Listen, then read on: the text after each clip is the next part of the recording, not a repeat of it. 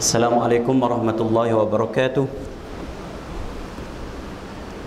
Alhamdulillahi rabbil alamin.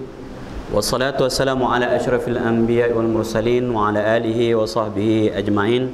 Rabbi syrah li sadri wa yassir li amri wahlul 'uqdatam minal lisani yafqahu qawli.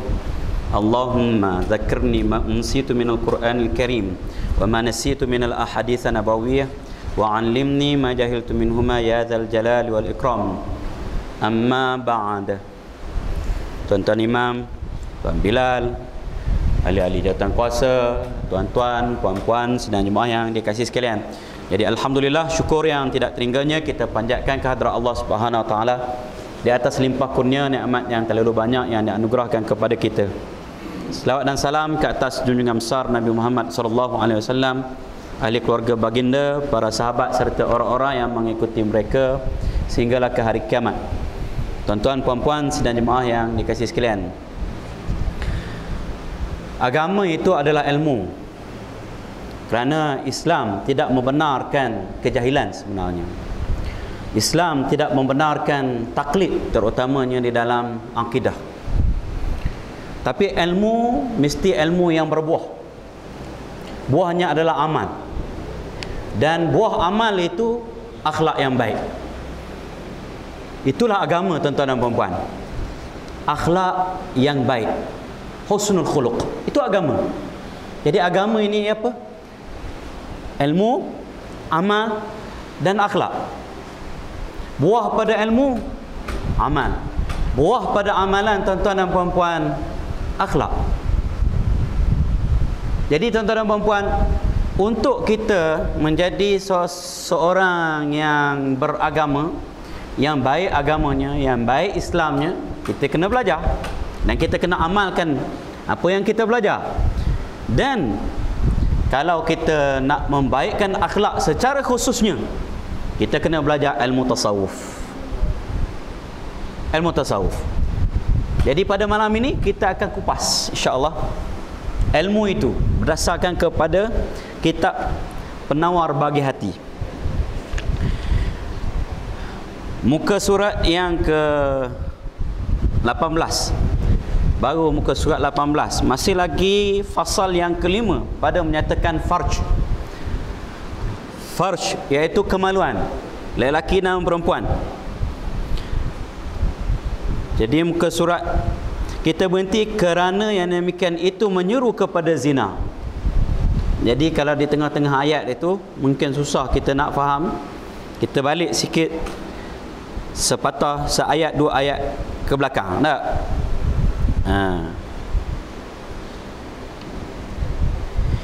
Dan ketahui, kita ambil situlah. Dan ketahui olehmu, sebelah situ muka surat 17 sikit di bawah.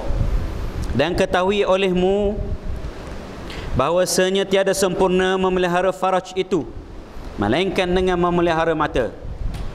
Ni tuan-tuan dan puan-puan, kita dah sebut pada pertemuan yang terakhir dulu bahawa memelihara ataupun menjaga kemaluan ini sangat penting. Kerana disebut oleh Nabi SAW dua perkara yang paling banyak menyebabkan seseorang itu masuk neraka, iaitu ma baina lahyaihi, apa di antara dua rahangnya, iaitu lidah, mulut. Wa ma baina lahyaihi wa ma baina rijlaihi, apa dia? Apa yang di antara dua kaki dia. Ni tuan-tuan dan puan-puan, jenis tak tulang belaka. Paling susah nak dikawal. Mulut, lidah kita paling susah. Walaupun dia masih lagi ikut perintah kita, kita kata jangan cakap, kita tak cakap. Otak kita perintahkan, hati kita perintahkan misalnya bercakap, kadang-kadang dia tak mau bercakap. Tapi kalau hak yang satu lagi tuan-tuan, dia selalu engkar perintah. Dia tak ikut perintah kita. Kita perintah suruh duduk diam-diam, dia kadang-kadang tak diam juga. Betul. Jadi hak ni yang kita kena jaga molek-molek. Kerana apa? Ramai orang yang terjerumus ke dalam neraka kerana sebab itu. Malaikat tak masuk neraka pasal tak ada nafsu. Dia tak ada jantina pun, tak ada alat kelamin. tuan-tuan dan puan-puan, manusia ni ada. Jadi kena jaga. Sebab itu Allah Subhanahu Wa Taala sebut dalam Al-Quran berapa ciri orang-orang mukmin yang berjaya? 7 ciri orang mukmin yang berjaya. 7 ciri dalam surah Al-Mu'minun. Ayat yang kita baca dah. Walladzina hum li furujihim hafizun. Orang yang menjaga kemaluan mereka. Ciri yang keempat. Ciri yang keempat, orang yang menjaga kemaluan mereka. Jaga ni insya-Allah selamat. Jaga pula lidah. Sebab itu kita kena ngaji sokmo. Baik. Kadang-kadang ngaji pun tak cukup juga. Dia nak kena ada, dia panggil tarbiyah. Walaupun kita dah tahu sebenarnya, kita dah belajar dah, kita dah baca dah kitab ini, tapi perlu juga kita hadir ke majlis-majlis ilmu untuk kita dengar apa, misalnya tarbiyah. Kita tahu satu, orang lain sebut pada kita. Dua, itu dia panggil peringatan, tazkirah. Tazkirah ni tanfa'ul mu'minin, zikra tanfa'ul mu'minin. Baik.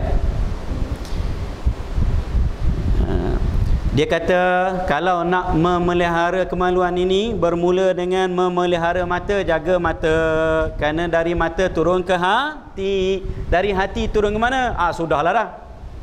Itu yang buang anak mata-mata. Daripada melihat perempuan yang haram dilihat, dan memelihara hati daripada memikirkan rupa yang elok, dan memelihara perut daripada memakan yang syubhat, dan daripada bersangatan kenyang. Di situ kita berhenti, tuan-tuan dan puan-puan. Ini semua kita kena jaga, kita kena elakkan, terutamanya mata. An-nazru ni sahmun min sihami iblis. Satu anak panah daripada anak-anak panah syaitan. Dan mata berzina, tuan-tuan dan puan-puan. Nabi sallallahu alaihi wasallam sebut al-ainani tazniyani wa zinahuman nazar. Mata, dua mata berzina, dan zina mata ialah melihat. Dalam hadis yang lain Nabi sallallahu alaihi wasallam sebut zinal aini an-nazar, zina mata ialah melihat. Wa zinal lisan an-natq, zina lisan pun berzina juga, lidah kita menyebut, dengan menyebut.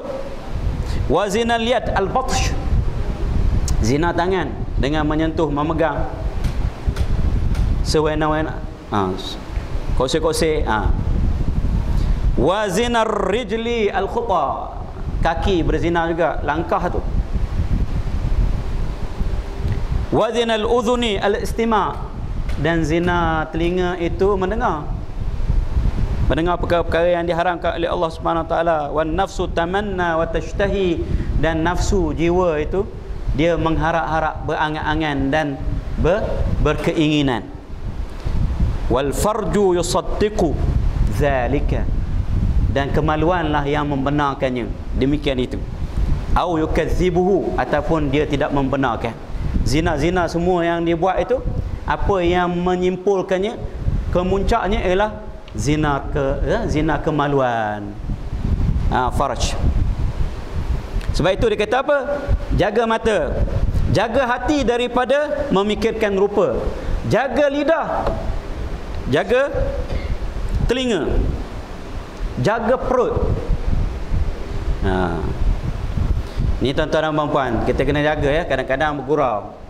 Apa yang saya perhatikan, kadang-kadang gurau kita banyak lebih kepada situ. Apa sahaja yang kita sebut, semuanya ada makna seperti konotasi. Konotasi ni artinya ada dua makna, ada makna sebaliknya. Ada makna, kadang minta maaf cakap, ada makna lucah kadang-kadang. Banyak saya dengar gurauan kadang-kadang dengan kawan-kawan sekerja. Ni kena jaga. Pasal apa? Lisan pun berzina juga. Mata kita dah tengok renung lama-lama tu pun dah satu. Otak kita duk mikir-mikir tu dah satu. Hati kita duk berangan-angan tu dah satu. Khayal-khayal dan sebagainya.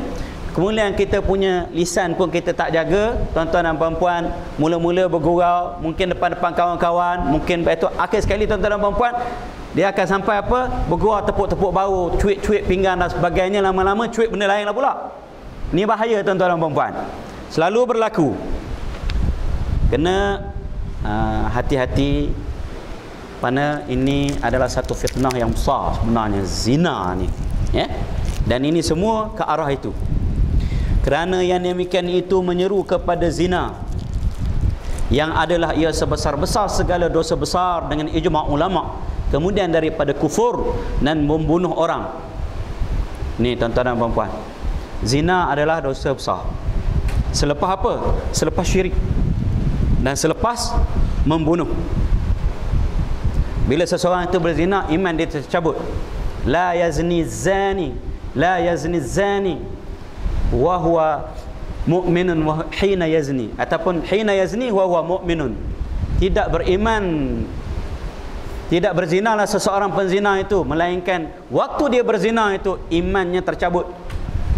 Dalam hadis, seperti apa tercabutnya pakaian daripada tubuh badan. Hilang iman dan dosanya besar.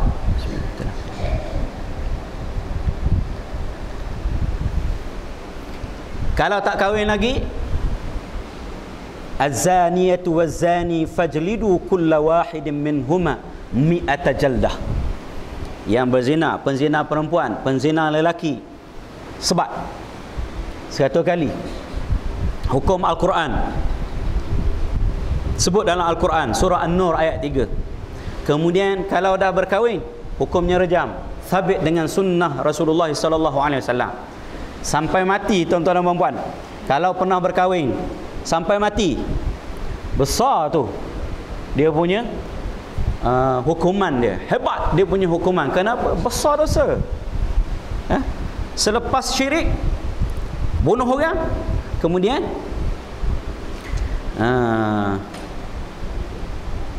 mari zina. Zina ni apa takrifnya? Tak payah takrif lah tak, semua makruf, ya.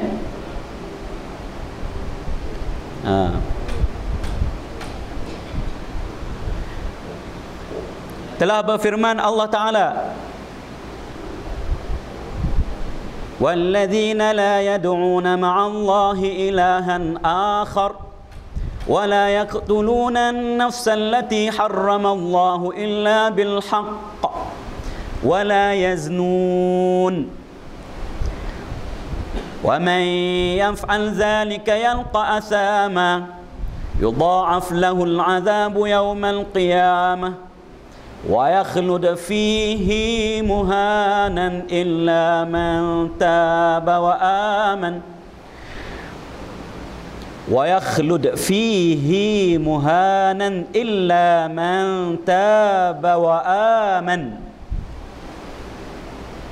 Surah apa ni tuan-tuan? Surah Al-Furqan ayat rakam 68 hingga 70. Artinya, dan mereka yang tiada mengibadatkan mereka itu serta Allah Ta'ala akan Tuhan yang lain. Maksud mengibadatkan itu menyembah. Maksud menyembah itu mensyirikkan Allah Subhanahu Wa Ta'ala. Wala taj'al ma'allahi ilahan akhar. Jangan kamu jadikan bersama dengan Allah Subhanahu Wa Ta'ala itu ada Tuhan yang lain. Artinya mengabdikan diri pada Allah Subhanahu Wa Ta'ala. Syirik. Pada minggu depan ni insya-Allah kita akan perkatakan syirik berdasarkan pada kitab Risalah Tauhid. Syirik pada Allah SWT ni dosa yang paling besar yang tidak terampun. Kalau dia mati dalam syirik, artinya kalau semasa dia hidup, dia tetap boleh bertaubat, kembali kepada Islam, kembali kepada akidah yang benar. Kalau dia mati bawa syirik, baru Allah SWT tidak akan ampunkan dosa dia. Innallaha la yaghfiru an yushraka bihi wa yaghfiru ma duna dzalika liman yasha. Ya? Tu yang kita selalu baca. Baik.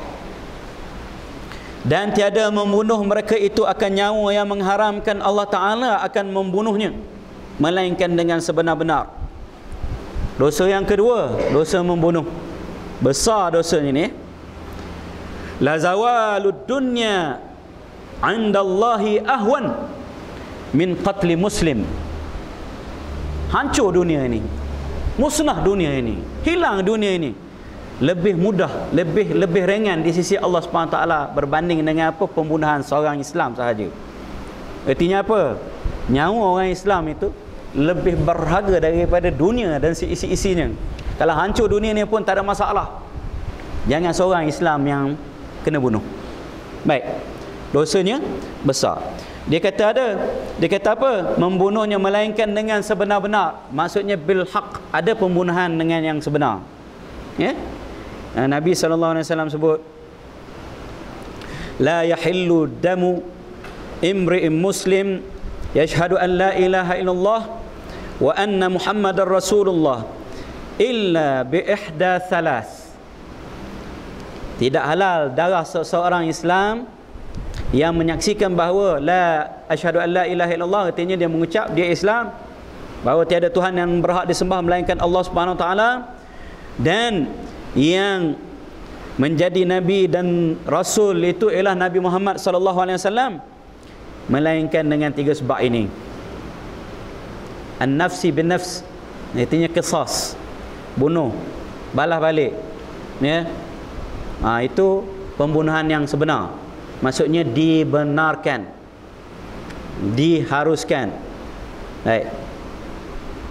Cuma jangan ambil undang-undang itu ditafsirkan sendiri, dibuat sendiri, dilaksanakan sendiri, bertindak sendiri. Ini hak pemerintah. Hak pemerintah. Baik. Kalau undang-undang membenarkannya, maka bolehlah dia bunuh. Kalau wali tu nak bunuh sendiri, nak pancung sendiri, dia boleh pancung. Ya? Dia benarkan. Baik. Qisas, ya. Kemudian yang kedua,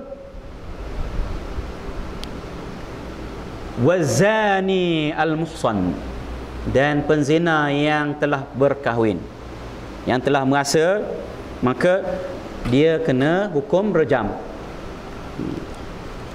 Direjam dengan batu sampai mati. Tak apa. Undang-undangnya begitu. Itu pembunuhan yang sebenar. Maksud yang sebenar bil haq. Wattariki lidinihi al-mufariqi lil jamaah, yang meninggalkan agama dia, murtad. Man baddala dinahu faqtuluh, orang yang tukar agama, keluar daripada Islam, hukum bunuh, tuan-tuan dan puan-puan. Ini hukum dalam Islam, hudud dan qisas. Muttafaqun alaih. Hadis ni hadis sahih, diriwayatkan oleh Bukhari dan Muslim. Jadi itu ada pembunuhan yang benar. Selain kalau pembunuhan yang tidak benar, dosa dia adalah dosa yang sangat besar. Dan tiada berzina mereka itu. Berzina yang sebut yang ketiga.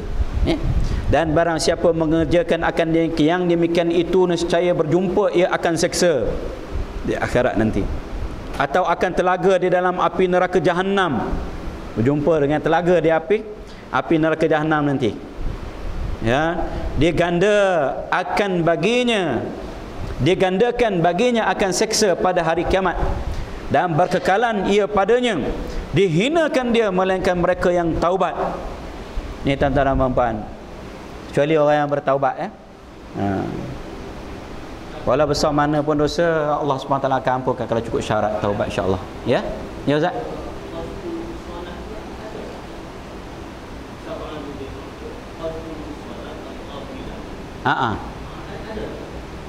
Qazful muhsanat kita dah tidak ada dalam bab ni Ustaz, cuma ada dalam bab kita sebut hari itu menjaga lisan tak?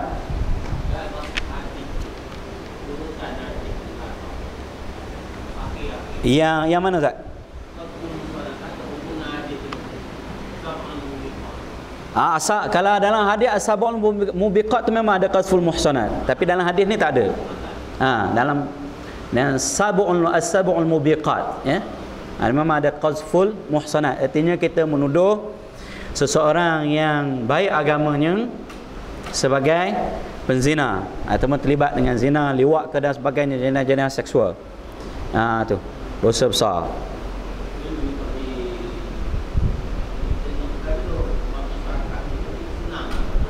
Ya, mudah sangat. Ni pun satu hal juga yang kita kena jaga, kerana termasuk juga penyebab utama seseorang itu masuk neraka kerana tidak menjaga lidah dia. Mudah-mudah sangat. Oi, anak haram dan sebagainya. Dia kata anak haram, artinya apa? dia menuduh ibu bapa orang itu berzina. Tuan-tuan dan puan-puan, tak bawa saksi sebat 80 kali ni. Ya. Jadi kena jaga. Baik.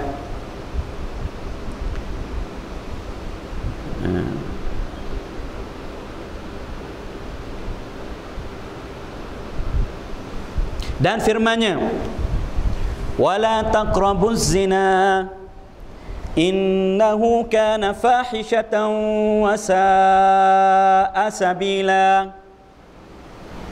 Artinya, dan jangan menghampiri kamu akan zina, kerana bahawasanya zina itu adalah ia maksiat yang sangat keji dan sejahat-jahat jalan. Artinya, sejahat-jahat pekerjaan. Ya. Ni Allah SWT sebut jangan hampiri zina. Ulama mufassirin mengatakan bahawa kalau dia sebut begini lebih kuat. Dia tak sebut wala taznu, jangan kamu berzina, tapi dia sebut wala taqrabuz zina, jangan dekat dengan zina. Artinya apatah lagi berzina, nak dekat pun dilarang oleh Allah SWT secara khusus dalam Al-Quran disebut begitu. Jangan hampir dengan zina. Jadi semua jalan-jalan itu kita kena jaga, tuan-tuan dan puan-puan. Tadi sebahagian kita dah sebut, jaga mata, jaga penglihatan kita, jaga pendengaran kita, jaga khayalan kita, jaga hati kita, jaga perut kita, dan jaga tindakan kita. Khalwat misalnya, berdua-duaan dengan siapa? Dengan perempuan yang bukan mahram. Melainkan apa? Melainkan yang ketiganya syaitan. Nabi SAW sebut, man kana yu'minu billahi wal yaumil akhir, siapa-siapa yang beriman dengan Allah dan hari akhirat, fala yakhluwanna bimra'atin laisa ma'aha dhu mahramin minha, jangan sekali-kali dia berkhalwat, artinya bersunyi-sunyian, berdua-duaan dengan perempuan yang tidak ada mahram bagi dia, artinya dia berdua saja. Kenapa tuan-tuan dan puan-puan? Fa inna thalithahuma asy-syaitan, kenapa yang ketiganya mesti ada syaitan. Ni tuan-tuan dan puan-puan, hak yang ni. Ya. Kadang-kadang saya tak berkhalwat, duduk dalam kereta orang nampak dan sebagainya. Dalam kereta pun boleh jadi macam-macam. Ya. Orang nampak naik motor sekali, itu atas motor pun dah berpeluk-pelukan. Kamai rapatnya. Saya tengok tangan hak perempuan pun entah di mana-mana. Naik motor. Kemudian nyorok balik-balik batu, celah batu, lama-lama kena nampak batu tu. Lepas tu buang anak celah-celah batu, atas batu. Ni tuan-tuan dan puan-puan, kena jaga, ya. Kena jaga. Kenapa? Syaitan akan mari yang ketiga. Ni bagi sadd zara'i, saddan lidzari'ah. Dalam Islam ini agama yang benar, agama fitrah yang bijak. Sebelum berlaku lagi dia dah sekat dah awal-awal. Semua benda-benda yang ke arah itu disekat. Ya? Supaya apa? Dar'an lil mafasid. Nak menolak kemudaratan, kerosakan yang akan berlaku. Kena jaga juga kadang-kadang ini Nabi SAW sangat jaga dan pesan, iyyakum waddukhula 'alan nisa. Jaga-jaga kamu masuk-masuk secara bebas ni ke tempat perempuan. Ada seorang lelaki daripada seorang sahabat daripada kaum Ansar bertanya, afara'aital hamu ya Rasulullah, bagaimana kamu lihat al-hamu, apa pendapat kamu? Al-hamu, apa dia al-hamu? Nabi SAW sebut al-hamul maut. Al-hamu itu maut, mati. Al-hamu ini ialah saudara mara suami, ya, abang dia, adik dia, sepupu dia, pak saudara dia, itu al-hamu. Ya? Kena jaga hak ni. Dia kadang-kadang yalah dah ada hubungan begitu. Jadi kalau orang pergi mari dan sebagainya pun orang pun tak cara sangat. Kita pun dah menganggap sebagai macam anak, macam adik, macam kakak dan sebagainya. Tak, tuan-tuan dan puan-puan, anak ni kena jaga. Ya. Kena jaga hubungan itu. Alangkah dengan Ayah pun ada yang makan anak, haruan makan anak, kucing makan anak pun ada juga. Datuk makan cucu pun ada juga. Ni zaman-zaman wazat dini dah terlalu lemah. Ni kita kena jaga. Sebab itu ada ulama, ada juga ulama, jumhur ulama, banyakkan, kecuali ada ulama yang mengatakan bahawa alhamu itu juga adalah bapa ataupun pak mentua. Pak mertua pun tak boleh. Setengah pendapat ulama, tapi Imam Nawawi kata alhamu tidak masuk pak mertua. Kecuali pak mertua hak yang minta maaf cakap hak gana Ustaz, hak gatal ke dan sebagainya. Hak ganah. Tak kira lah hak ganah ke hak miang ke hak gatal ke, hak yang tua-tua keladi dan sebagainya. Berlaku tuan-tuan dan puan-puan. Saya tak sampai sebutlah, dekat-dekat dengan saya juga dulu. Maksudnya tak jauh lah dengan tempat saya. Dia rogol cucu dia. Cucu umur 6 tahun dia rogol. Ni tuan-tuan dan puan-puan, kena jaga, ya. Fitnah. Artinya sejahat-jahat pekerjaan. Kenapa dia kata sejahat-jahat pekerjaan? Kerana bila berlaku perzinaan ni tuan-tuan dan puan-puan, anak tu tak tahu anak siapa sebenarnya. Dia masuk dalam keluarga kita. Kita beri makan, dia makan bukan hak dia. Dia tengok aurat adik-beradik, bukan dia tengok aurat adik-beradik kita pun jadi haram. Maksudnya mak-mak saudara yang disangka mak saudara, tetapi bukan mak saudara dia. Darahnya lain, nasabnya lain. Bercampur bau sekali nasab itu, keturunan itu. Runtuh dari sudut itu. Runtuh akhlak. Tuan-tuan dan puan-puan, kalau kita tengok di barat sana, seks bebas, pergaulan bebas. Dan sekarang ni tuan-tuan dan puan-puan, saya tengok baca dalam media, dia ada sedia perkhidmatan untuk cek DNA. Dan ada yang pergi cek DNA, dia dua beradik perempuan, dia pergi cek DNA. Rupa-rupanya dia hanya adik-beradik seibu sahaja, bukan adik seibu sebapa yang dia sangka. Rupa-rupanya adik ataupun kakak dia tu ayah lain. Rupa-rupanya bayar $100, 2 minggu kemudian dapat keputusan dia. DNA ni tuan-tuan tepat. Tak kita kata 100%, tapi 99.99. Rupa-rupanya dia bukannya adik-beradik seibu sebapa. Ni tuan-tuan dan puan-puan.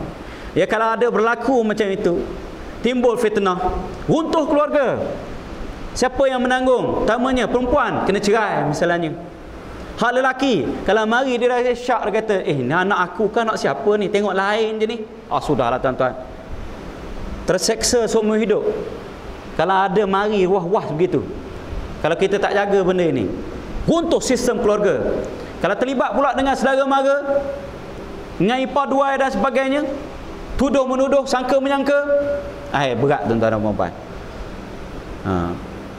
Kemudian penyakit. Kalau macam dia kena Ustaz? Dua.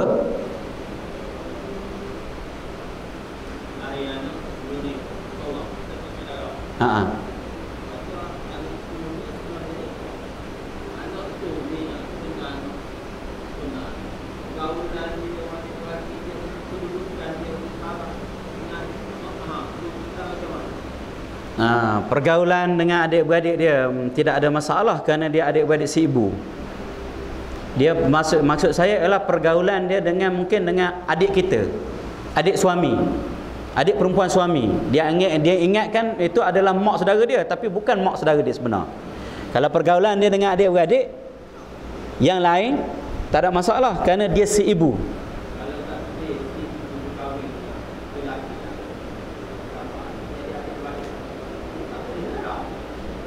Dia dengan lelaki lain, dia masih lagi tiri.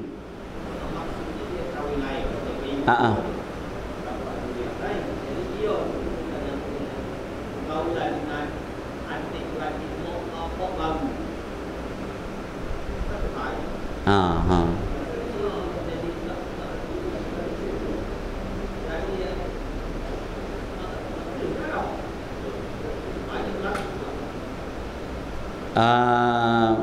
Ya, kalau dia adik-beradik tiri yang dia kata duda ada anak, janda ada anak, anak dengan anak ni memang tak boleh, dia panggil adik-beradik anjing hak tu. Kemudian kalau sekiranya dia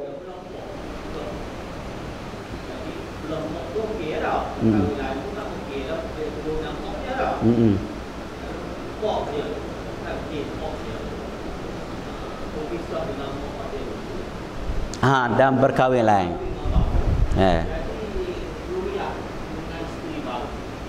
Bukan mahram. Bukan mahram. Kalau belah suami ya. Kalau belah suami berkahwin lain dan lahir anak, dia bukan mahram. Mereka tu. Bukan adik-beradik tiri pun. Ya, tapi kalau belah mak dia tetap mahram. Pasal dia ibu. Ibu dia iktiraf macam-macam mana pun. Ya, sebab itu kita binkan yang meninggal dunia dan sebagainya sebagai bin ibu. Kerana ibu ni pasti anak dia. Tapi kalau ayah belum pasti tuan-tuan dan puan-puan. Jadi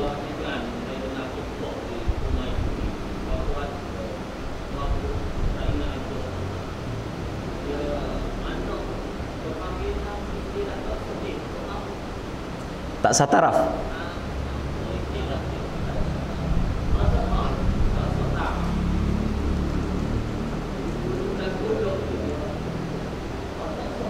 Tak sah taraf. Tak sah taraf. Tak sah taraf maksudnya ialah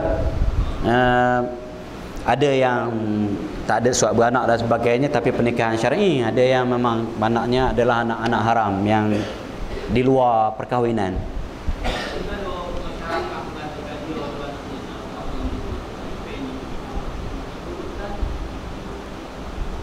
Itu permasalahan kita. Kalau kita tidak bendung masalah ni, sebenarnya dia akan jadi begitu. Yang ada ini pun yang berdaftar tu dah berapa banyak. Yang tak berdaftar, tadi saya baca buku Dr. Daniel.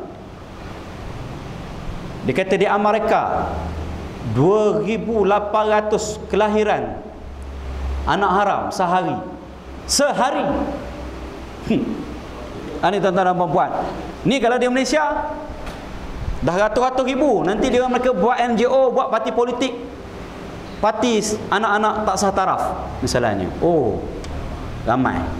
Jadi kalau kita tak bendung perkara ni, dia akan jadi satu masalah ni masa hadapan. Sebab itu pentingnya nak kena jaga hak ni. Sebab itu Allah SWT kata fahisyah. Fahisyah ni perkara yang keji. Kenapa? Kerana dia merosakkan nasab. Ya. Kemudian wasa'a sabila. Tak ada beza. Sejahat-jahat jalan, seburuk-buruk jalan, nanti tidak ada beza seseorang manusia itu dengan binatang. Binatang dia tak ada syarak kongsi belaka.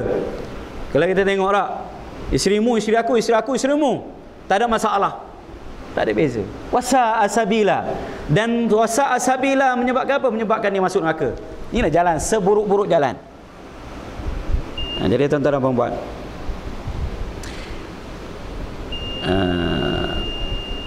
dan kita habiskan sedikit hadisnya, saya nak baca maknanya sajalah.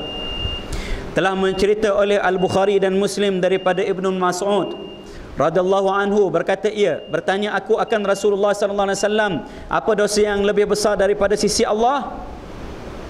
Dan bersabda ia, bahawa engkau jadikan bagi Allah Ta'ala akan menyengutui. Artinya kita jadikan, ambil sesuatu yang lain menjadi apa? Syarik, rakan kongsi Allah Subhanahu Wa Ta'ala, sekutukan Allah Subhanahu Wa Ta'ala, syirikkan Allah Subhanahu Wa Ta'ala.